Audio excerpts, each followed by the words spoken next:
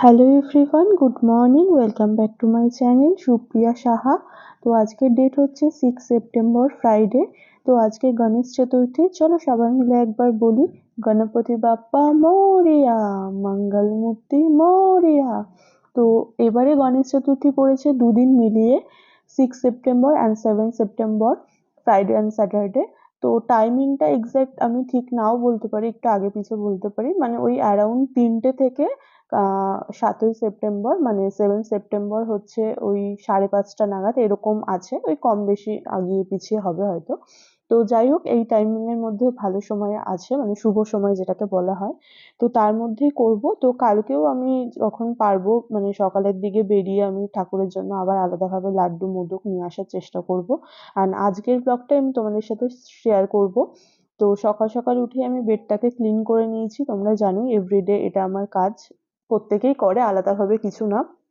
তো যাই হোক, এরপরে এই গণেশ ঠাকুরটা মানে গনু দাদাকে আমি যেখানটা রাখি সেই জায়গাটাকেও ক্লিন করে নিলাম। মাঝে মধ্যেই করি, বৃহস্পতিবার করে মেনলি করার চেষ্টা করি, বাট যেহেতু আজকে গণেশ চতুর্থী তো ভাবলাম আজকেও একটু মানে এখানটা ক্লিন করে দিই। অ্যান্ড বড় মা এই ঠাকুরগুলোকেও একটু মুছেছি, দাঁড়াও কাছ থেকে তোমাদের দেখাই তাহলে বুঝতে পারবে। এই যে গনু দাদার এই পায়ের এই জায়গাগুলো দিয়ে হালকা ধুলো ধুলো টাইপের জমে যায়, এগুলো সুতির শুকনো পরিষ্কার ন্যাকড়া দিয়ে এটা আমি ক্লিন করে নিই। অ্যান্ড বড় মাকেও মানে হালকা আমি ওপর থেকে ক্লিন করে নিয়েছি। বড় মার ফটোগুলো যেহেতু একদমই নতুন আনা, এগুলো খুব একটা নোংরা ছিল না, বাট তাও একসাথে আমি এগুলো ক্লিন করে নিয়েছি। আর এগুলোও সব এটা মিশোর থেকে নিয়েছিলাম। তো এটাতেও মানে এই ভাসটার কথা বলছি, এটাও দেখলাম হালকা ধুলো ধুলো জমে গেছিল, তো এটা কলিন দিয়ে মানে ক্লিন করেছি। অ্যান্ড লাকি বাম্বুতে তো জল অলরেডি আমার হাজবেন্ড স্প্রে করেই দিয়ে গেছে, ওয়াটার স্প্রে করে দিয়ে যায় ও সকালে বেরোনোর আগে। তো যাই হোক, তারপরে এইখানে এই ড্রেসিং টেবিলটা দেখছো, এটাও আমি মানে এই কাঁচটাও ক্লিন করে নিয়েছি। তারপরে কাকিমা এসে কাজ করে দিয়ে চলে গেছে। এখন আমি কিচেনে আসলাম। আজকে রাত্রে ভাবছি লুচি বা পরোটা কিছু সামথিং বানাবো, কি বানাবো এখনো ডিসাইড করিনি। বাট হ্যাঁ, রাতে পনির বানাবো, এটা এখন ফাইনাল আছে, বাট পনিরেরও ভাবছি আলাদাভাবে কিছু আজকে বানাবো। তো দেখা যাক কি হয়। যাই হোক, কিচেনটা তো মোটামুটি ক্লিন আছে, বাট আজকে আমি সকালে ব্রেকফাস্ট করব না, যেহেতু আমি পুজো দেব। তো ঠাকুরকে পুজো দিয়ে সেই প্রসাদটাই আগে খাবো, সকাল থেকে উপোসই আছি। কারণ স্নান তো আমার অলরেডি হয়ে গেছে, বাট তাও আমি একবার বাজার থেকে এসে আরেকবার স্নান করে নেব ভাবছি। কারণ আমি ওই ভাবছি 10টা 10:30 নাগাদ একবার বাজারে যাব, যদিও কালকেও যেতে হবে, কারণ আমাদের যেহেতু ফ্রিজে সমস্ত মানে এঁঠো জিনিসটাই রাখা হয়, আমিষ জিনিসটা তো, নিরামিষ তো সবকিছু থাকে না, আমিষও থাকে তার মধ্যে, মাছ মাংস এগুলোও রাখা হয়।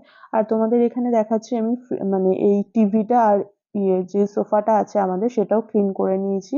এটাতে কলিন দিয়ে স্প্রে করিনি, কারণ টিভির এখানটা লেখাই আছে যে কলিন দিয়ে এটা মোছা যাবে না, শুকনো ন্যাকড়া দিয়ে মুছেছি। আর সোফাটা কলিন দিয়ে মুছে নিয়েছি। তো আমি এখন রেডি হয়ে বেরোচ্ছি। এখন 10টা মতো বাজে, বাট বাইরে এতটাই রোদ, ছাতা সানগ্লাস নিয়েও যেন রোদ কমছেই না, মানে রোদ লাগছে তাও। যাই হোক, আমি এখন যাব ঢাকা মিষ্টান্ন ভান্ডার। তো ঢাকা মিষ্টান্ন ভান্ডার থেকে মিষ্টি নিয়ে চলে এসেছি। বাইরে এত রোদ আর ব্লগ করতে পারিনি। আর আজকের দিনে সবাই কম বেশি মিষ্টির দোকানেই ভিড় করেছে, সবাই মোদক লাড্ডু এগুলোই নিয়েছে, আমিও সেই রকমই নিয়েছি। মোদক লাড্ডু আর তার সাথে কাজু বরফি। মোদক আর লাড্ডু তো মাস্ট, আর তার সাথে ভাবছিলাম কি নেব, তো আমি কাজু বরফি নিয়েছি। আর তার সাথে কলাও নিয়েছি, সেটাও দেখাচ্ছি তোমাদের। আর এই প্লেটগুলোও কিনে নিয়ে এসেছি, কারণ আমিষ কোনো প্লেটে দেওয়া যাবে না, যদিও অনেক ধোয়া প্লেট ছিল। তো ভাবলাম এটাতেই দিই, এটা ইউজ করে ফেলে দিতে পারবো, ইউজ অ্যান্ড থ্রো। অ্যান্ড তার সাথে স্পুনটাও দিয়ে দিয়েছি, আর একটা গ্লাসও আছে, মানে ওটাও প্লাস্টিকেরই আছে, মানে ওটা ইউজ অ্যান্ড থ্রো, ওটাও ওটার মধ্যে জল ভরে দিয়ে দেবো।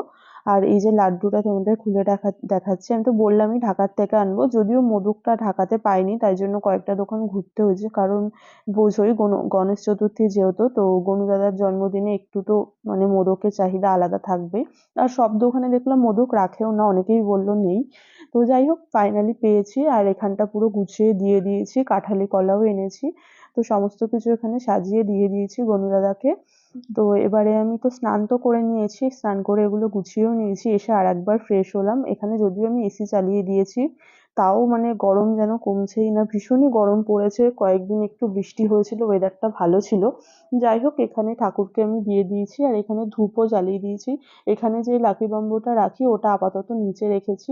আর আমি গাছ থেকে তুলসী গাছ আর আমাদের গাছেরই যে সাদা ফুল ছোট ছোট, মানে ছোট সাদা ফুল যেগুলো, সেগুলো এনে দিয়ে দিয়েছি। আর গনু দাদার পায়েও একটু এখানে সাদা ফুল দিয়েছি। আর দুই বড় মাকে, মানে এটা হচ্ছে পুরনো বড় মাটা বা আদি বড় মা, আর এটা নতুন এই বড় মার মূর্তিটা স্থাপন করা হয়েছে, সেটাও তাদেরও কাছে ফুল দিয়ে দিয়েছি, আমাদের গাছের ফুল। তো যাই হোক, আপাতত তো পুজো কমপ্লিট। এখন ঠাকুর মানে প্রসাদ গ্রহণ করুক, দেন আমি তারপরে ততক্ষণে একটু আজকের যেটুকু এডিট হয়েছে সেটুকু করতে থাকি, তাহলে ভ্লগটা আশা করি কালকে আপলোড করতে পারবো। তোমাদের যেটা দেখালাম যে পুরো দরজা জানলা সব দিয়ে দিয়েছি, এসি চালিয়ে দিয়েছি, ভীষণই গরম লাগছে। আর বাজার থেকে হেঁটে আসার পরে তো আরো গরম লাগছিল। তো আমি ফোন ঘাঁটছিলাম, এডিটই করছিলাম, তার মধ্যে হঠাৎ আমি শাড়ি কেন পরলাম সেটা তোমাদের বলি, তোমাদের এই কোয়েশ্চেনটা থাকবে। তো ফোন ঘাঁটতে ঘাঁটতে আমি এই মারাঠি স্টাইল শাড়ির এই ভিডিওগুলো দেখছিলাম, মহারাষ্ট্রিয়ান। তো আমার কাছে তো সিল্কের সেরকম আলাদাভাবে শাড়ি নেই, যদি ওইরকম থাকতো তাহলে পরলে আরো বেটার লাগতো। ইভেন ব্লাউজও সেরকম কিছু নেই, জাস্ট এটা আমার ইচ্ছা হলো তাই জন্য আমি পরলাম। ওই ইনস্টাগ্রামের জন্য মেনলি পরেছি, তো ভাবলাম ইউটিউবেও ছোট ছোট ক্লিপ কিছু রেখে দিই। তো ইনস্টাগ্রামের জন্য কয়েকটা রিল বানিয়েছি, তোমরা চাইলে আমার ইনস্টাগ্রাম চেক করতে পারো। আমার Instagram ID Supriya Saha 03, and Facebook ID Supriya Saha. তোমরা ওটার লিঙ্কটা আমি ডেসক্রিপশনে দিয়ে দেবো, তোমরা চাইলে একবার দেখতে পারো। তো এটা আমি কিভাবে পড়েছি সেটা যদি দেখতে চাও তো আমাকে বলো, আমি অন্য কোনো ব্লগে দেখাবো। কিছুই না, তোমাদের দেখালাম যে এই নটটা বেঁধে, মানে এই পায়ের নিচ থেকে শাড়িটা নিয়ে, যদিও খুব একটা খারাপ লাগছে না, বাট হ্যাঁ যেহেতু প্রপারলি পরিনি, অ্যান্ড এটা সিল্কের শাড়ি হলে বেটার হতো। আর আঁচলটার পিনটা ঠিকঠাক হয়নি, কারণ আমি একা একা করেছি, পিনটা মানে একটু ঢিলা হয়েছে, দেখে বুঝতেই পারছো, বাট বাকি সবটা ওভারঅল ঠিকঠাকই আছে। তো মানে এই মহারাষ্ট্রিয়ান স্টাইলের শাড়ি আমি ফার্স্ট টাইম পরলাম, যদিও এখন কোথাও যাওয়ার নেই, জাস্ট ঘরেই পরে কয়েকটা ভিডিও করব যেরকমটা তোমাদের বললাম। তো হয়ে গেছে আমার ভিডিও মোটামুটি কমপ্লিট। তো এখন ইউটিউবের জন্য টুকটাক ক্লিপ নিচ্ছিলাম, অ্যান্ড গনু দাদাকে নিয়েও কয়েকটা ক্লিপ আমি তোমাদের দেখাবো।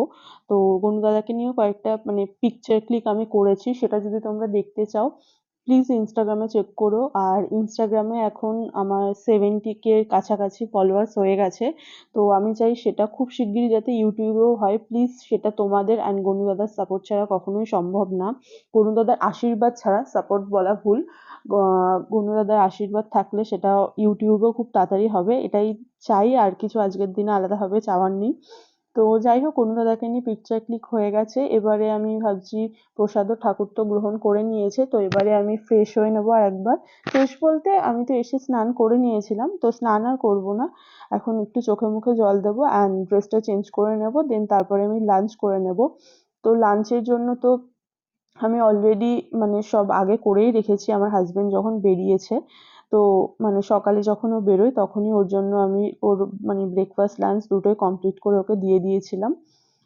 তো আমি আমার লাঞ্চটা জাস্ট গরম করে নেব, গরম করে খেয়ে নেব। অ্যান্ড এইটুকুই আজকের লুকটা। কেমন লাগলো, যদি লুকটা ভালো লাগে, বা তোমরা কে কে বাড়িতে আজকে গণেশ পুজো করলে বা গণেশ চতুর্থীর পুজো করলে, তোমাদের কার কার বাড়িতে গণেশ ঠাকুর আছে, বা আমার মতোই ছোট্ট আয়োজন করলে, কোনো ঠাকুর মশাই ছাড়া নিজে নিজেই করেছি যেটুকু করেছি, সেটা আমাকে জানিও কমেন্টে। অ্যান্ড আজকে লাঞ্চে বানিয়েছি ফ্রাইড রাইস, বেগুনি অ্যান্ড আলুর দম। তো টোটালি পুরোটাই নিরামিষ, আলুর দমটাও নিরামিষভাবেই বানিয়েছি। তো আজকে আমি চেষ্টা করছি, যেহেতু মানে কি বলবো, গণেশ চতুর্থী, আর মানে আমার মনও চাইলো বলতে পারো, তো সেই জন্য আজকে নিরামিষই বানিয়েছিলাম। তো তারপরে আমি 1 hour মতো পাওয়ার ন্যাপ নিয়ে নিয়েছিলাম, টায়ার্ড লাগছিল। অ্যান্ড এডিটটা মোটামুটি অর্ধেকটা করা আছে, আর অর্ধেকটা কালকে করে নেব, বাকি এন্ডের যেটুকু থাকবে। তো কালকে আশা করি তোমরা ব্লগটা দেখতে পেয়ে যাবে। অ্যান্ড ডিনারের জন্য আজকে বানাচ্ছি পনির। তো পনিরের জন্য আমি পনিরটা একটু গরম জলের মধ্যে নুন দিয়ে পনিরটাকে ভিজিয়ে রেখেছিলাম।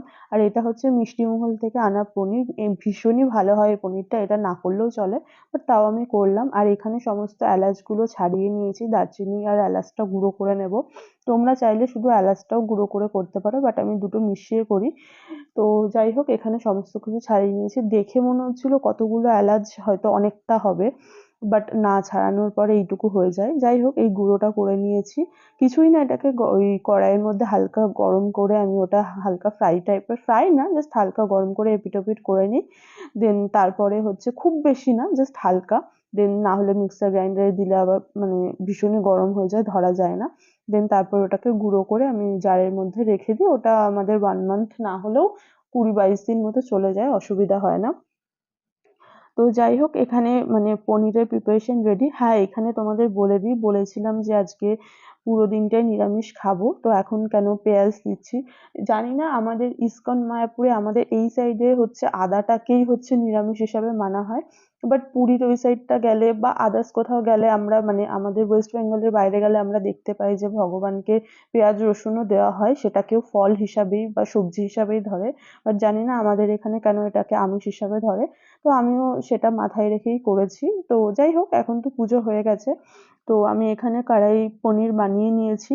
তো দেখতে তো ভীষণই ভালো হয়েছে। এটার কালারটাও মোটামুটি ভালো হয়েছে। ক্যামেরাতে কতটা জাস্টিস করতে পারছে বুঝতে পারছি না। তো যাই হোক, ইভেন আমরা তারপরে ডিনার করে নেব। আমার হাসব্যান্ড অফিস থেকে চলে এসেছে। আমার হাসব্যান্ড খেয়েও বলল যে ভীষণই ভালো হয়েছে। তো আজকের ব্লগে ব্যাস আলাদাভাবে আর কিছু দেখানোর নেই। এখানেই এন্ড করছি ব্লগটাকে। যদি আজকের ব্লগের কিছু ভালো লেগে থাকে তো কি করতে হবে তোমরা জানো। Please to like, comment, share and subscribe my YouTube channel Supriya Saha. দেখা হবে খুব শিগগিরই নেক্সট ব্লগে। নেক্সট ব্লগ খুব তাড়াতাড়ি আসছে। Till then stay happy, stay kind and stay খুব খুব খুব পজিটিভ। বাই।